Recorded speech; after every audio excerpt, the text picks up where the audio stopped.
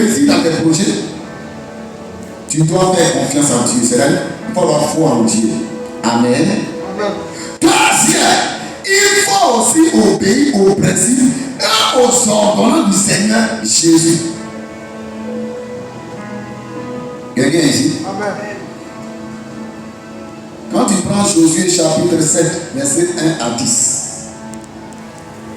Josué chapitre 7, verset 1 à 10. On va vous révéler quelque chose. On va lire ça à la visite. Une infidélité au sujet des interdits. Les enfants d'Israël, le peuple de Dieu a commis une infidélité à l'égard des interdits. C'est là que Dieu a dit de ne pas faire.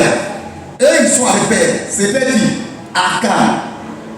Akan, fils de Kami, fils de Zati, fils de Zéra, de la tribu de Juda. De la tribu de Juda. Prit des choses dévouées. Et la colère de l'Éternel s'enflamma contre les enfants d'Israël. L'une seule personne a gâté et Dieu s'est fâché contre eux tous. Il va partir rapidement, ma fille. Josué, chapitre 2. Oui. Josué envoya de Jéricho des hommes vers Haï, qui demeurait de Beth-Aven, à l'orient de Bethel. Il leur dit, montez et explorez le pays. Et ces hommes montaient et exploraient Haï.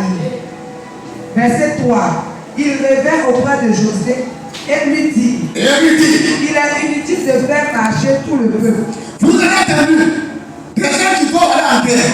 Jéricho était une ville barricadée par une muraille.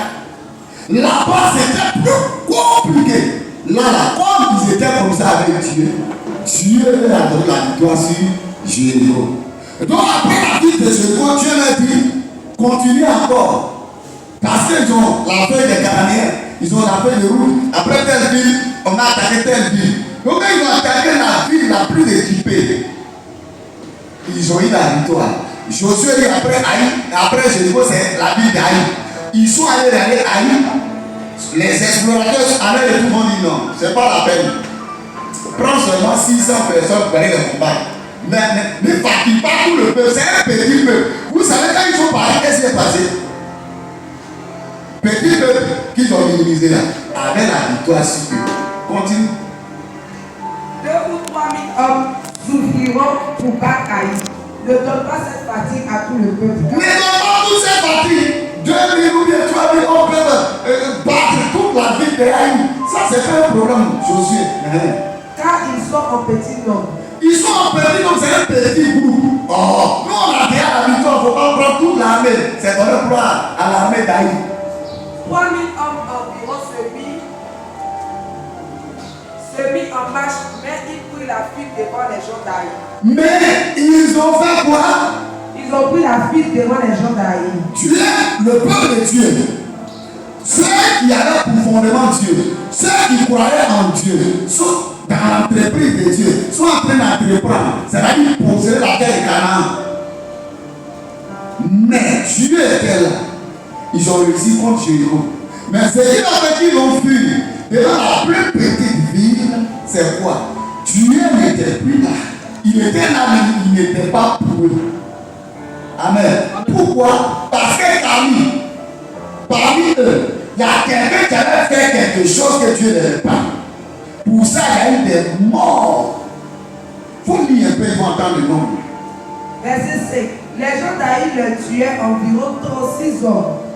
Faut que tu t'arrêtes là. Une seule personne. Dieu dit que vous allez parler à Jéricho là. Prenez les bétails pour l'or et l'argent. Consacrez ça à Dieu. Quand ils sont partis là, Camille a pris l'or pour aller cacher chez lui. Dieu a vu. Pour lui, les hommes n'ont pas vu. Mais Dieu a vu. Dieu était fâché. Donc Josué ne savait pas. À cause du mal qui était avec eux, Dieu s'est retiré sa main. Quand ils sont partis combattre contre la prochaine ville, la petite ville a tué 36 personnes. Ils n'ont pas vu. Par où ils partaient, c'est eux qui tuaient les gens. Mais ça veut dire qu'ils voyaient que l'ennemi commence à avoir la victoire sur eux. Pourquoi? Avec la reine interdite parmi eux. Donc on a dit pour réussir avec Dieu, il faut obéir à Dieu, au principe de Dieu et aussi à ses ordonnances. Ça veut dire quoi? Mais après, quand ils ont vu le problème, quand ils ont réglé le problème, Dieu a dit il va lapider l'homme avec sa maison, tous ceux de sa maison. Quand il a lapidé, tué, quand ils sont partis au chapitre 8, verset 1 à 22, quand ils sont repartis en guerre, contre le même peuple, Israël les a détruits. Ils n'ont même pas tué un seul Israélite.